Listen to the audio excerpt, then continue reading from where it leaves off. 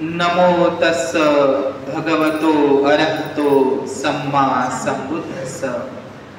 नमो तस्स भगवतो अरहतो सम्मा संबुद्धस्स। नमो तस्स भगवतो अरहतो सम्मा संबुद्धस्स। अर्थातच मी नमन करतो त्या अरहंत सम्यक संबुद्धाला, जो जीवनमुक्त आहे, जागृत आहे। द्वितीयंपि तृतीयंपि, दुसऱ्यांदा आणि तिसऱ्यांदा ही नमन करतो मी त्या अरहंत सम्यक संबुद्धाला, जो जीवनमुक्त आहे, जागृत आहे। विश्व शांतिदूत, धम्म विनायक, विश्व वंदनीय, महान कारुणिक तथागत सम्यक संबुद्ध, सम्यक संबुद्धाचा आदि मध्य आणि अंतिमही कल्याणकारी असणारा हा सद्धम्म, या सद्धम्माचा प्रचार आणि प्रसार करणारा, अविरतपणे अथकपणे न थकता प्रचार आणि प्रसार करणारा भगवंताचा त्यागीशील संपन्न आर्य भिक्खू संघ, बुद्ध, धम्म आणि संघ या त्रिरत्नांच्या या 24 गुणांचं स्मरण करून देवानां पियदस्ती धम्मनायक धम्मराजा महान सम्राट अशोक, या महान सम्राट अशोकाच्या नंतर ज्या बौद्ध राजांनी या धम्माला राजाश्रय म्हणजेच धम्माश्रय मिळवून दिला, या देवाना महान सम्राट अशोकाच्या नंतर महान असा सम्राट जो बौद्ध सम्राट, ज्यांनी बुद्धाची सर्वात आधी बुद्ध मूर्ती मथुरा आणि गांधार या ठिकाणी निर्माण करून 4थ्या धम्म संगीतीमध्ये तसा निर्णय घेऊन बुद्धाची मूर्ती सोन्याच्या, कांशांच्या आणि तांब्यांच्या नाण्यावर पहिल्यांदा अधोरेखित करणारे आणि बुद्धांची मूर्ती नरसिंह गाथांच्या आधारांवर निर्माण करणारे बौद्ध सम्राट कनिष्क, त्याच कनिष्क शक कुषाण वंशाचा बौद्ध सम्राट भूविष्क, बौद्ध सम्राट कुषाण वंशी वासुदेव, या सम्राट कनिष्काच्या नंतर दानशील सूर्यराजा सम्राट हर्षवर्धन, या सम्राट हर्षवर्धनाच्या नंतर जे गुप्त बौद्ध राजे, पाल बौद्ध राजे आणि पल्लव बौद्ध राजे, चोला डायनेस्टी बुद्ध राजे, मैत्रक बुद्ध राजे, गढवाल बुद्ध राजे आणि खास करून महाराष्ट्रामध्ये सर्वाधिक बुद्ध लेण्यांचं खोदकाम, ज्यांनी सर्वाधिक बुद्ध लेण्या खोदकाम केलं असे सातवाहन बौद्ध सम्राट गौतमीपुत्र सातकर्णी आणि महाराष्ट्राची नव्हे तर संपूर्ण जगाची, नव्हे तर संपूर्ण भारताची पहिली महिला शासिका महाराणी नागराणी नागनिका देवी, जी गौतमीपुत्र सातकर्णी आणि नागनिका राणी यांच्या नेतृत्वामध्ये महाराष्ट्रामध्ये सर्वाधिक बुद्धांच्या लेण्यांचं खोदकाम करण्यात आलं। या सातवाहनांच्या नंतर सातवाहन घराणं आपल्याला सर्वांनाच माहित आहे, वाकाटक घराणं। या वाकाटकांची राजधानी म्हणजे वत्सगुल्म आणि वर्धा जिल्ह्यातील प्रवरपूर, प्राचीन बौद्ध नगर प्रवरपूर म्हणजे आजचं पवनार नगर। तर आज या बौद्ध राजांचा जो इतिहास या जम्बूद्वीप प्राचीन भारताला लाभलेला आहे, या प्राचीन जम्बूद्वीपामध्ये बौद्ध राजांचा खूप मोठा राजाश्रय, धम्माश्रय लाभल्यामुळे बौद्ध धम्म हा जगभर पसरलेला आपल्याला दिसतो। त्याच्यामध्ये बौद्ध राजांचं, सम्राटांचं खूप मोठं योगदान आहे। आणि म्हणून आज जो इतिहास मी आपल्याला सांगण्याचा या ठिकाणी प्रयत्न करत आहोत, तो इतिहास म्हणजे भोंगापाल बौद्ध स्थळांचा इतिहास। आपल्याला हे नाव ऐकत असताना थोडं हास्यास्पद वाटत असेल, भोंगापाल। तर भोंगापाल हे जे स्थळ आहे, या स्थळाविषयी मी हा इतिहास आपल्याला सांगू इच्छितो।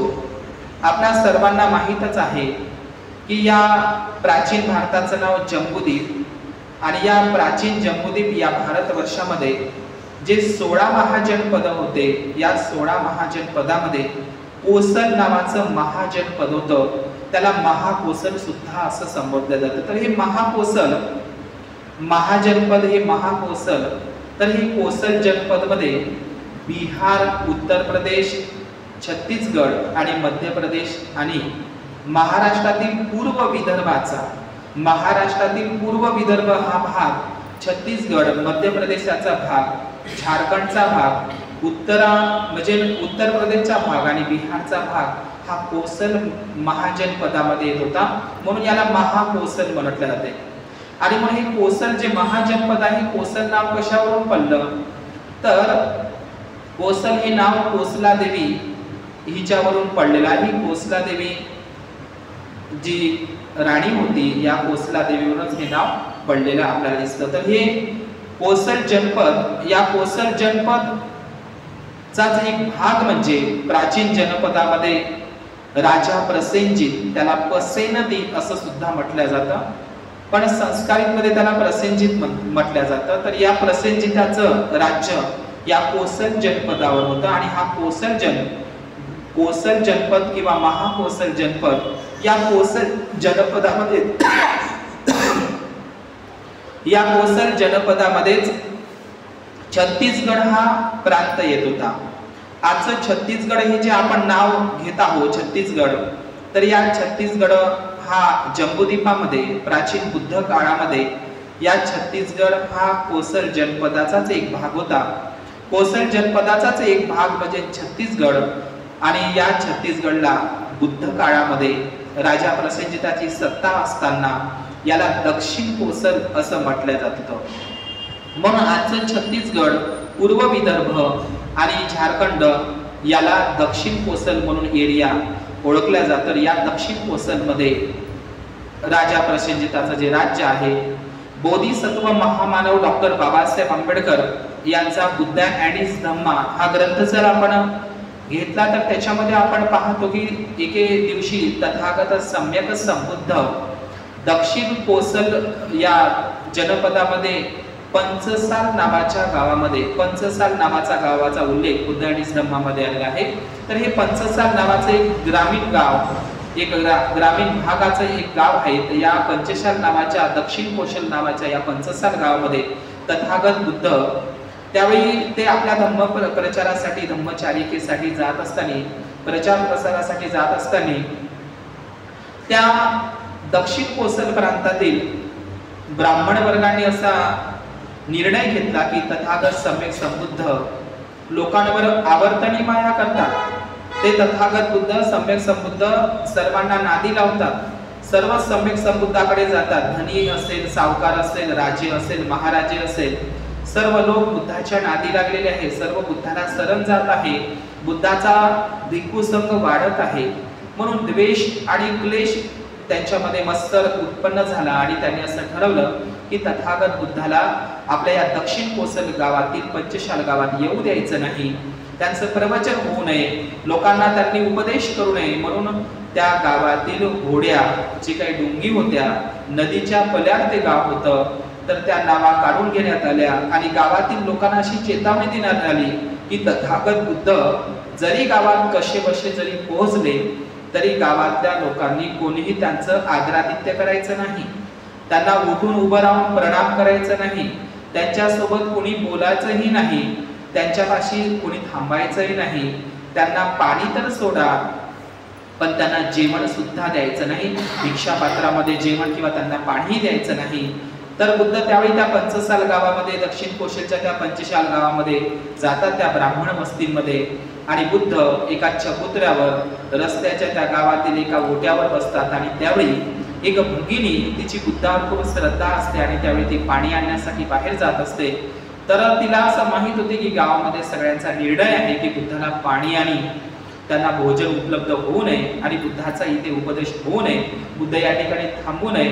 आणि म्हणून त्या स्त्रीची, त्या भगिनीची इच्छा होते आणि ती बुद्धाला पाणी वगैरे पाजते आणि त्यानंतर तिला लाथा बुक्क्यांनी मारहाण केली जाते, तिला जखमी केलं जातं आणि त्यानंतर ती स्त्री त्या ठिकाणीच रस्त्यावरच बुद्धाला पाणी पाजलं म्हणून त्या ठिकाणी त्या स्त्रीला मारून टाकलं जातं, तिला जखमी करून ठार केलं जात असतं. तर आपण ते पाहतो की भगवान बुद्ध त्या गावामध्ये येऊ नये आणि त्यांनी पाणी पिऊ नये म्हणून त्यांना विहिरीमध्ये सुद्धा गवत आणि पालापाचोळा घाण टाकल्या जात असते. असं ते पंचशाल नावाचं गाव बुद्धाच्या काळामध्ये दक्षिण कोशल प्रांतामध्ये येत होतं. आणि हा दक्षिण कोशल म्हणजे आमचा छत्तीसगड. तर छत्तीसगड हे जर आपण 36चा आकडा जर म्हटलं तर आपल्याला कसं तरी वाटतं. 36चा आकडा म्हणजे एक वैरत्वाचा आकडा वाटतो. 36चा आकडा म्हणजे एक दुश्मनीचा आकडा वाटतो. परंतु हे छत्तीसगड नाव याच्या मागे पडलेलं आहे.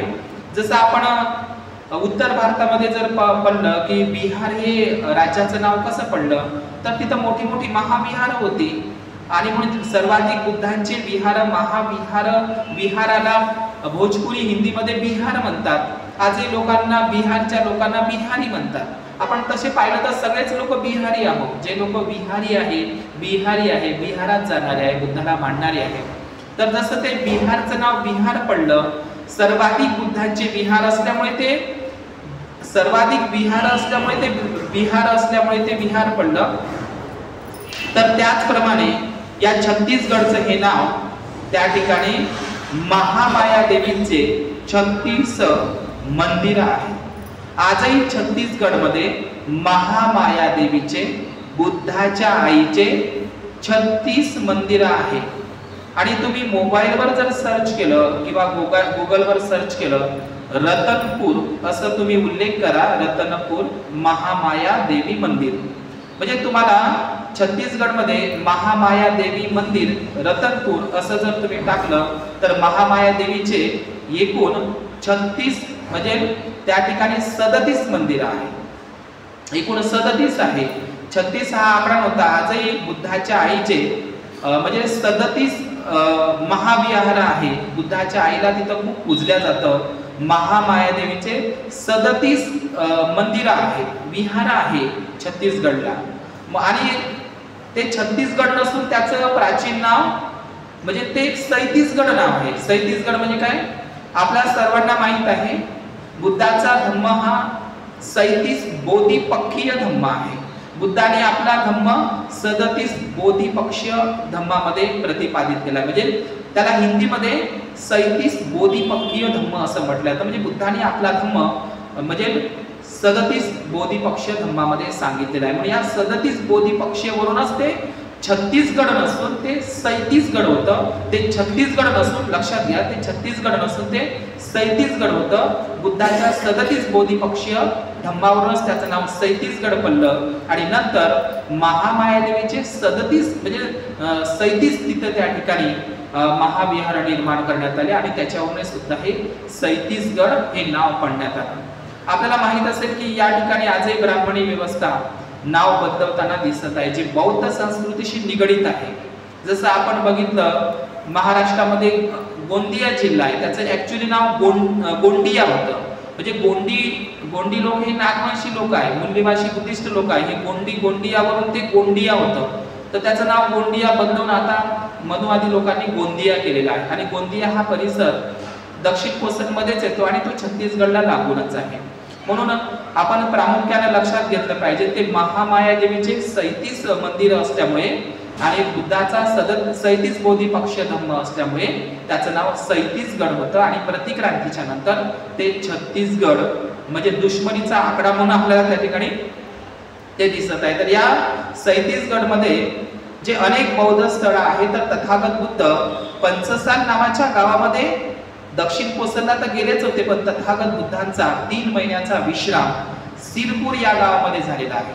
दक्षिण कोसलची प्राचीन राजधानी, दक्षिण कोसलची राजधानी म्हणजे सिरपूर, तिला सिरीपूर किंवा श्रीपूर किंवा आता सिरपूर म्हणतात. आणि सिरपूरला तथागत बुद्ध 3 महिने राहिलेले आहे. आजही छत्तीसगड मधलं नालंदा, तक्षशिला, विक्रमशिलाप्रमाणे बौद्ध धम्माचं महान बौद्ध स्थळ आणि भरपूर बुद्धांच्या मूर्त्या आणि बौद्ध विहारांचे भारी अवशेष त्या छत्तीसगडच्या सिरपूरमध्ये लागलेले आहेत. त्या सिरपूरला स्वतः तथागत बुद्धांच्या 500 भिक्खू संघांनी आणि खास करून भगवंताचा उपस्थायक भिक्खू आनंद यांनी सुद्धा सिरपूरला म्हणजे दक्षिण कोसलला छत्तीसगडला आजच्या छत्तीसगडला भेट दिलेली होती. म्हणून आजही सिरपूरला जर आपण गेलं तर तिथं आनंद प्रभू नावाची आनंद प्रभू कुटी महाविहार म्हणून आजही त्या ठिकाणी विहार आहे। सिरपूरला दुसरं एक महाविहार आहे स्वस्तिक महाविहार, स्वस्तिक बौद्ध महाविहार, जे स्वस्तिकाच्या आकाराचा आहे।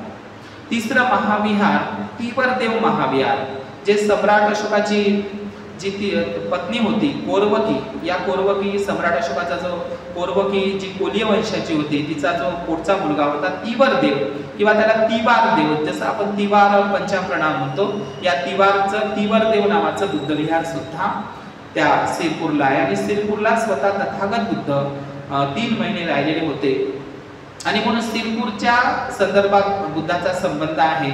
सिरपूरला शून्यवादाचे जे जनक आहे नागार्जुन आणि त्यांचे शिष्य असंग, जे योगाचार पद्धतीचे उद्गाते आहेत, असंग नावाचा भिक्खू, नागार्जुन जे भिक्खू आहे, जे शून्यवादाचे जनक आहे, जे नागार्जुन कोंडा, ज्यांचं श्री पर्वत तेलंगणामध्ये ते आंध्र प्रदेशमध्ये श्री पर्वत आहे, त्या ठिकाणी नागार्जुन कोंडा हे त्यांचं मुख्य स्थळ जरी असेल तरी एक रसायनशास्त्रज्ञ, एक शून्यवादाचे जनक, बुद्धाच्या नंतर ज्यांचं एक विशेष महत्त्व जगामध्ये आहे, अशा नागार्जुन भंतेजींची भूमी म्हणजे छत्तीसगडचं सिरपूर हे ठिकाण आहे। सिरपूरला नागार्जुन भिक्षू राहिलेले आहे। आपल्याला सर्वांना माहित आहे की सम्राट अशोकाने जे 84,000 महाविहार, महास्तूप, 84,000 धम्मस्तंभ आणि 84,000 धम्मशिलालेख कोरले, या 84,000 स्तूपांना, महाविहारांना भेटी दिल्या ते चीनी बौद्ध प्रवासी, म्हणजे पहिला प्रवासी फाहियान, दुसरा प्रवासी युआनशांग, तिसरा प्रवासी इसिंग आणि 8व्या शताब्दीमध्ये कोरियन भिक्खू हायचो यांनी भेटी दिलेल्या आहेत। म्हणून फाहियान आणि युआनशांग, फाहियान म्हणजे 5व्या शताब्दीमध्ये आणि युआनशांग हा 7व्या शताब्दीमध्ये छत्तीसगडच्या सिरपूर, आनंद प्रभू, स्वास्तिक आणि तिवरदेव बुद्ध विहाराला त्यांनी भेटी दिलेल्या आहेत। सिरपूर हे नगर प्राचीन दक्षिण कोसलची राजधानी आहे, म्हणून प्रत्येकाने सिरपूरला गेलं पाहिजे। नालंदा तक्षशिलाप्रमाणे त्या ठिकाणी बौद्ध अवशेष आहे आणि त्या ठिकाणची सुंदर अशी बोधिसत्व तारांची आणि बुद्धांच्या मूर्त्या अमेरिकेच्या कॅलिफोर्निया म्युझियम संग्रहालयामध्ये आजही ठेवलेलं आहे, सुंदर असं ठिकाण। पण आजही त्या ठिकाणी सिरपूरला सुद्धा अतिक्रमण झालेलं आहे। तिथं बुद्धांचे अवशेष आहे, तिथं बुद्धांच्या मूर्त्या आहेत, त्या ठिकाणी लक्ष्मण मंदिर किंवा गंधेश्वर मंदिर किंवा त्या ठिकाणी शिवलिंगाची पूजा केली जाते आणि सिरपूरचं आज ब्राह्मणीकरण, विकृतीकरण होताना दिसत आहे। म्हणून छत्तीसगड हे जे दक्षिण कोशल हे ठिकाण आहे, या बुद्धाचा जीवनाशी त्या संबंध आहे। या छत्तीसगडच्या दक्षिण कोसल असलेल्या या ठिकाणावरून सिरपूरवरून 15 किलोमीटर अंतरावर असलेलं ठिकाण म्हणजे तुरतुरिया नावाचं ठिकाण आहे। छत्तीसगडला सिरपूर पासून तुरतुरिया नावाचे एक जंगलामध्ये ठिकाण आहे, त्या ठिकाणी भिक्खुनी संघाचा गड होता। तुरतुरियाचा अजूनही उत्खनन व्हायचं आहे।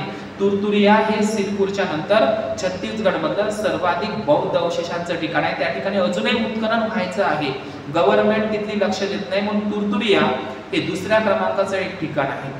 छत्तीसगड या ठिकाणचं आणखी एक तिसरं ठिकाण आहे बौद्ध स्थळ, ते म्हणजे मल्हार नावाचं बौद्ध स्थळ।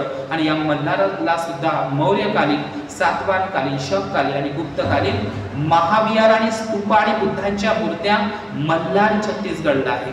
चौथं ठिकाण आहे छत्तीसगडचं महेशपूर। या महेशपूरला सुद्धा सम्राट अशोकाची स्तूप आणि बुद्धांच्या मूर्त्या लागलेल्या आहेत। चौथं ठिकाण आहे भोरमदेव। हे भोरमदेव सुद्धा प्राचीन काळातील बौद्ध स्थळ आहे, त्या ठिकाणी सुद्धा भोरमदेवला प्राचीन बौद्ध मूर्त्या लागलेल्या आहेत।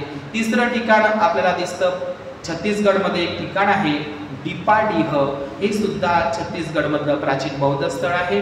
पाचवं ठिकाण आहे पचराही, हे सुद्धा प्राचीन बौद्ध स्थळ आहे छत्तीसगडमधलं। त्यानंतर आरंग हे सुद्धा प्राचीन बौद्ध स्थळ आहे छत्तीसगडमधलं। त्यानंतर जे जोगीमारा बुद्धिस्ट गुफा आहे, हे सुद्धा प्राचीन बौद्ध स्थळ आहे। त्यानंतर सगळ्यात मोठं बौद्ध स्थळ त्या छत्तीसगडमधलं सिरपूरच्या नंतर जो तिसरा क्रमांक लागतो रीवागड, छत्तीसगडमधलं सर्वाधिक बौद्ध स्तूपांचं स्थळ म्हणजे रीवागड आणि नंतर दमरूगड हे सुद्धा ठिकाणं आपल्याला त्या ठिकाणी दिसतात। दंतेवाडा किंवा सिरपूर हे असे अनेक ठिकाणं आपल्याला सिरपूरला छत्तीसगडला दिसत असतात. ही अनेक स्थळं बौद्ध काळातील त्या ठिकाणी आपल्याला त्या ठिकाणी दिसतात. म्हणजे राजा प्रसेनजिताच्या कालखंडापासून बौद्ध धर्माचा वारसा लाभलेलं हे छत्तीसगड ठिकाण, हे सैतीसगड ठिकाण किंवा हे दक्षिण कोसल ठिकाण, या ठिकाणामध्ये या दक्षिण कोसलवर राजा प्रसेनजिताच्या नंतर जी सत्ता आली ती मौर्य सत्ता, त्यानंतर मौर्यांच्या नंतर कुशाण वंश, कुशाण वंशाच्या नंतर गुप्त वंश, गुप्त वंशाच्या नंतर वाकाटक वंश, नल वंश, सोमवंश, पांडू वंश, शरभकुर्य वंश किंवा मग या छत्तीसगडमध्ये छिंदक नागवंश किंवा फणीमुकुट नागवंश, नल वंश, हे अनेक नागवंशी लोक या छत्तीसगडमध्ये होऊन गेलेले आहे. आणि सातवाहन, वाकाटक, गुप्त आणि खास करून मौर्य वंशाचे अनेक स्तूप छत्तीसगड आजच्या म्हणजे प्राचीन दक्षिण कोसल म्हणजे आजच छत्तीसगड या ठिकाणी दिसतात. म्हणून ज्या भोंगापाल जे स्थळ आहे, हे भोंगापाल जे स्थळ आहे हे लासूर नदीच्या किनाऱ्यावर म्हणजे बस्तर हा जिल्हा आहे, कोंडागाव नावाचा जिल्हा आणि नारायणपूर पासून 25 किलोमीटर अंतरावर एक नक्सली एरिया म्हणून, एक सेन्सिटिव्ह एरिया, एक नक्षलग्रस्त एरिया म्हणून लासूर नदीच्या काठावर असलेलं भोंगापाल हे जे स्थळ आहे, या भोंगापाल स्थळामध्ये या बस्तरच्या भरतघाट जंगलामध्ये या दक्षिण कोसल म्हणजे आजच्या सैतीसगड छत्तीसगडमध्ये आजही त्या ठिकाणी बुद्धांच्या मूर्त्या लागलेल्या आहेत. तिला त्या भोंगापालला जी बुद्धांची मूर्ती लागलेली आहे ती मूर्ती नलवंश, आता हे नलवंश नाव तुम्ही कमी ऐकलं असेल, हे नलवंश लोकांनी नलवंश वंशाचा जो राजा आहे, नलवंशी वंशाचा जो राजा आहे, नलवंश म्हणजे नागवंशच आहे. नलवंश हा बौद्ध राजवंश आहे छत्तीसगड मधला. या नलवंश नागवंशी राजा, नलवंशाचा नागवंशी राजा महाशिवगुप्त बालार्जुन, नाव तुम्हाला ऐकायला थोडेसे वाटत असेल, महाशिवगुप्त बालार्जुन यांनी भोंगापाल हे चैत्य आणि त्या मूर्त्या निर्माण केलेल्या आहे बुद्धांच्या. नलवंश हे एक नागवंश आहे. ज्या महाशिवगुप्त बालार्जुन आणि त्याचे वडील हर्षगुप्त आणि त्याच्या आईचं नाव जी बौद्ध महाराणी होती वासाडा देवी, वासाडा देवीचा पुत्र आणि हर्षगुप्त राजांचा पुत्र म्हणजे महाशिवगुप्त बालार्जुन यांनी तुरतुरिया आणि सिरपूरचे जे महाविहार, महाबौद्ध विद्यापीठ निर्माण केले. ह्याच महाशिवगुप्त बालार्जुन या नलवंश नागवंशी बौद्ध राजांनी हे भोंगापाल, त्या ठिकाणी 4 चैत्य दिसतं आणि त्या 4ही चैत्य स्तूपांवर आज ब्राह्मणांनी अतिक्रमण केलेलं आहे. एका चैत्य स्तूपांमध्ये तिथेच असलेला बेसॉल्ट काळ्या दगडाचा एक दगड घेतला आणि त्या ठिकाणी शिवलिंग म्हणून उभं करण्यात आलं. दुसऱ्या ठिकाणी सप्तमातृका देवी म्हणून त्या ठिकाणी त्या सप्तमातृका वज्र्याना ट्रेडिशनल शाखेच्याच त्या सप्तमातृका स्त्रिया आहे, उपासिका त्या वज्र्यानी ट्रेडिशनलच्या आहे, तर त्यांना देवी म्हणून त्या ठिकाणी त्या स्तूपांमध्ये म्हणजे आज त्या ठिकाणी 5 चैत्य स्तूप आहे. त्या 5 चैत्य स्तूपांपैकी 4 चैत्य स्तूपांवर भोंगापाल प्राचीन बौद्ध स्थळांच्या 4 बौद्ध चैत्यगृहावर त्या स्तूपांवर अतिक्रमण झालेलं आहे. आणि जो एक चैत्य स्तूप आहे जो नलवंश नागवंशी राजाने बांधला, तर त्याच्यावर आज बुद्धाची मूर्ती आहे आणि त्या बुद्ध मूर्तीचे हात तोडलेले आहेत. त्या बुद्धाला तिथले आदिवासी बांधव त्यांच्या अज्ञानापोटी ते त्यांना डोगरा बाबा म्हणतात. डोगरा डोगरा म्हणजे आपण महाराष्ट्रामध्ये डगरा डगरा म्हणजे मोठा म्हणतो का नाही, असं तर डगरा म्हणजे डोकरा बाबा, डोकरा बाबा किंवा डगरा बाबा असं म्हणतात त्याच्या भाषेमध्ये. आदिवासी बांधव त्या बुद्धाच्या मूर्तीला ज्याचे हात तुटलेले आहे त्याला बुद्धादेव म्हणतात. बुद्धा म्हणजे म्हातारा वयस्कर, महातेरो वयस्क बुद्धादेव. काही लोक त्याला गांडादेवही म्हणतात, आता ते म्हणजे त्यांच्या भाषेमध्ये आदिवासी बांधव. आणि काही लोक त्या बुद्धाच्या मूर्तीला भोंगा बाबा सुद्धा असं म्हणतात. आणि म्हणून मी प्रत्यक्ष त्या भोंगापाल छत्तीसगडला जात असताना त्या ठिकाणी त्या बुद्धाच्या मूर्तीला काही लोक मूलवासी निवासी बांधव किंवा काही ब्राह्मणवादी व्यवस्था त्यांना तसं करायला सांगत आहे त्यांच्या अज्ञानापोटी की ही बुद्धाची मूर्ती बुद्धाची नाही आहे, ते तुमचाच देव आहे आदिवासी देव. मग ते आदिवासी बांधव अज्ञानापोटी त्यांचं शिक्षण कमी असल्यामुळे, ते अज्ञानात असल्यामुळे ते लोक त्या बुद्धाच्या मूर्तीला नाणे घासतात, आणि काही तांत्रिक पद्धतीने त्या ठिकाणी कर्मकांड करतात, बुवाबाजी करतात, अंधश्रद्धा करतात किंवा मन्नत मागतात. मन्नत कोणती मागतात की एखाद्याला जादू करून मारायचं आहे, मग त्या बुद्धाच्या मूर्तीला ते पैसे घासतात, किंवा एखाद्याचं प्रेम सक्सेस व्हायचं असेल मुला मुलीचं तर त्याच्या संदर्भात ते त्या पद्धतीने ते कर्मकांड जाणीवपूर्वक ते त्या ठिकाणी जी मनुवादी ब्राह्मणवादी व्यवस्था तसं त्यांना करायला ते म्हणजे उत्तेजित करत आहे असं ते त्या ठिकाणी दिसतं. म्हणून ते भोंगापाल नावाचं जे प्राचीन बौद्ध स्थळ आहे ते नक्षलीग्रस्त एरियामध्ये आहे. त्या ठिकाणी भिक्खू सध्याला तरी राहू शकत नाही, कारण ते बस्तर एरियामध्ये आहे आणि बस्तर हा प्रांत आजही सेन्सिटिव्ह नक्षलग्रस्त प्रांत आहे. त्या ठिकाणी आजही भोंगापाल या प्राचीन बौद्ध स्थळावर आजही ब्राह्मणांचा डोळा आहे. त्याही ठिकाणच्या चैत्य गृहांवर आणि चैत्य स्तूपांवर 4 चैत्य स्तूपांवर अतिक्रमण, ब्राह्मणीकरण, विकृतीकरण त्या ठिकाणी झालेलं आहे. एक स्तूप आहे त्या ठिकाणी बुद्धांच्या मूर्तीसमोर अक्षरशः कर्मकांड केल्या जातात. तर अनेक पद्धतीने त्या ठिकाणी काम चालू आहे आणि त्याही ठिकाणी ब्राह्मणांचं वर्चस्व मला त्या ठिकाणी दिसलेलं आहे.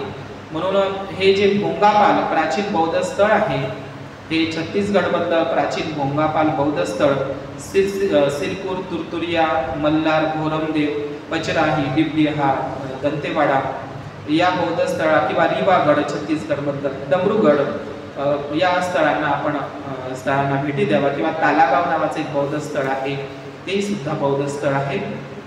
तर असं हे छत्तीसगडचा जो इतिहास आहे, जो छत्तीसगड राजा प्रसेनजिताची दक्षिण कोसर, बुद्धांनी भेट दिलेल्या बुद्धांचा भूमिस्पर्श पदस्पर्शानं पावन झालेलं दक्षिण कोसर म्हणजे नाथचं छत्तीसगड म्हणजे सैतीसगड. आणि छत्तीसगडचं एक वैशिष्ट्य म्हणजे मी सांगता विसरून गेलो की आज छत्तीसगडला महामाया देवीचं विशेष पूजन केलं जातं. 37 महामाया देवीचे मंदिर त्या ठिकाणी आहे आणि खास करून कोलीय बांधवच त्या 37 महामाया देवीच्या मंदिराच्या त्या देवीचं पूजन करतात. त्यांची ती कुलदेवता आहे. आजही छत्तीसगडमध्ये म्हणजे आपल्याला असं वाटतं की नेपाळच्या तराई प्रांतामध्ये साल वृक्षाची झाडं आहेत. शाल वृक्षाची झाडं जे बुद्धाच्या जन्माशी आणि महापरिनिर्वाणाशी संबंधित साल वृक्षाचा संबंध आहे. तर हे साल वृक्ष केवळ तराईच्या प्रांतामध्ये, नेपाळच्या प्रांतामध्येच लुंबिनीच्या वनातच ते साल वृक्षाचे झाड आहे असं आपल्याला वाटतं. परंतु हे साल वृक्षाचे झाड उत्तर भारतामध्ये आपल्याला मध्य प्रदेशमध्ये, छत्तीसगडमध्ये आणि मध्य प्रदेश, छत्तीसगड, झारखंड आणि उत्तर भारतामध्ये बिहार आणि तराईच्या प्रांतापर्यंत साल वृक्षाचे झाडं आपल्याला दिसतात. हे साल वृक्षाचा बुद्धाच्या जीवनाशी, महापरिनिर्वाणाशी आणि बुद्धाचं जे साल वृक्षाखाली जे महामाया देवीचं जे झाड, महामाया देवीचं जे स्वप्नामध्ये जे सुमेध बोधिसत्व आला होता किंवा ते द्वारपाल म्हणून बुद्ध आणि त्याच्या धम्मग्रंथामध्ये की तिची जे खाट आहे ते साल वृक्षाखालीच ठेवली. तर हे साल वृक्षाचं महत्व म्हणून हे साल वृक्ष बुद्धाच्या आईच्या आणि बुद्धाच्या जीवनाशी संबंधित आहे. तर हे साल वृक्षाचे झाड आजही छत्तीसगडला, मध्य प्रदेशला आणि खास करून मध्य प्रदेशमध्ये असलेलं सालबर्डी ठिकाण, ज्या सालबर्डीला बुद्धाच्या लेण्या, सालबर्डीचा इतिहास मी कधीतरी सांगेल. तर सालबर्डी म्हणजे साल वृक्ष, साल पाली शब्द आहे, साल वृक्षाचा बरड म्हणजे ते सालबर्डी. तर हे मध्य प्रदेश, सालबर्डी पासून तर मध्य प्रदेश आणि छत्तीसगडमध्ये आजही साल वृक्षांची मोठ्या प्रमाणात झाडं आहेत जंगलामध्ये. आणि त्या साल वृक्षाची खास करून आदिवासी बांधव, छत्तीसगडमधील आदिवासी मूलनिवासी जे नागवंशी बुद्धिस्ट लोक आहे, नागवंशी आदिवासी बांधव ते विसरले आहेत आपण बुद्धिस्ट आहोत म्हणून. तर हे नागवंशी आदिवासी मूलनिवासी आमचे आदिवासी बांधव आजही छत्तीसगडमधील आणि मध्य प्रदेशमधील आणि झारखंडमधील आदिवासी बांधव आजही शाल वृक्षांची पूजा करतात. शाल वृक्षांची पूजा ते करत असतात आणि ते शाल वृक्षांची पूजा आजही ते करतात. आदिवासींचा तसा धर्म सरना धर्म आहे, परंतु नंतर ते प्रतिक्रांतीनंतर त्यांच्या ब्राह्मणी व्यवस्थेचा पगडा पडला आणि सरना धर्म, बुद्ध धम्म आणि संघ, सरना म्हणजे शरण म्हणजे सरना धर्म आदिवासीचा धर्म होता, परंतु आज ते लोक विसरून गेलेले आहे. म्हणून आजही छत्तीसगडमध्ये आदिवासी बांधव आजही साल वृक्षाची पूजा करतात, जी बुद्धांच्या आईची आणि साल वृक्षांची विशेष पद्धतीने पूजा करतात, त्याची कुलदेवता म्हणून साल वृक्षांचा हा संबंध छत्तीसगडमध्ये दक्षिण कोसळची आहे. तर असा हा भोंगापाल प्राचीन बौद्ध स्थळ म्हणजेच दक्षिण कोसल ते सैतीसगड म्हणजे आजचं छत्तीसगड आणि म्हणजेच दक्षिण कोसलचा हा भाग बुद्धाचं त्या ठिकाणी पदस्पर्श झालेला आणि भूमिस्पर्श झालेले हे स्थळ म्हणजे दक्षिण कोसल. तर असा हा भोंगापाल या प्राचीन बौद्ध स्थळांना आपण भेट द्या. त्या ठिकाणी बौद्ध महास्तूप लागलेले आहे विहारामध्ये, जमिनीमध्ये, उत्खननामध्ये आणि त्या ठिकाणी बुद्धांच्या मूर्त्या सुद्धा लागलेल्या आहेत. असं हे प्राचीन भोंगापाल प्राचीन बौद्ध क्षेत्र छत्तीसगड म्हणजे नाव त्यावेळेचं दक्षिण कोसल. तर या ठिकाणी या रमाई बुद्ध विहारामध्ये आमचे माझे सहचारी भिक्खू भंते शांती ज्योतिजी, माझे धम्मबंधू गणेशजी येरिका आणि उपासिका मालती आई साखरे यांनी माझा हा जो इतिहास आहे त्यांनी लक्षपूर्वक ऐकलेला आहे. सर्वांनी हा इतिहास समजून घ्यावा, कारण जो इतिहास विसरतो तो इतिहास निर्माण करू शकत नाही. इतिहास दोन कारणांनी माहीत करून घ्यावा असं बाबासाहेब म्हणतात. इतिहास माणसाला प्रेरणा देतो, ऊर्जा देतो, स्फूर्ती देतो. इतिहास माणसाला सावधगिरीचा इशाराही करत असतो. म्हणून इतिहास, या भारत देशाचा इतिहास दुसरा तिसरा काही नसून क्रांती, प्रतिक्रांती, श्रमण संस्कृती. श्रमण म्हणजे आपल्या मनालाही श्रम देणारे, श्रमण म्हणजे श्रमावर जगणारे, मनालाही श्रम देणारे. आणि श्रमण संस्कृती आणि ब्राह्मण संस्कृती म्हणजे ऐत खाऊ संस्कृती. तर या भारत देशाचा इतिहास श्रमण संस्कृती आणि ब्राह्मण संस्कृती म्हणजेच बाबासाहेबांच्या शब्दात क्रांती आणि प्रतिक्रांतीचाच इतिहास आहे. आणि तो इतिहास आजही आपल्याला दिसत आहे क्रांती आणि प्रतिक्रांतीच्या रूपामध्ये. तर या ठिकाणी नमो बुद्धाय आणि जय भीम. सर्वांना खूप साधुकार, सर्वांचं खूप मंगल हो. बुद्ध धम्म आणि संघ या तीन रत्नांच्या प्रभावाने सर्वांचं मंगल हो, सर्वांचं कल्याण हो. सर्वांना नमो बुद्धाय आणि जय भीम.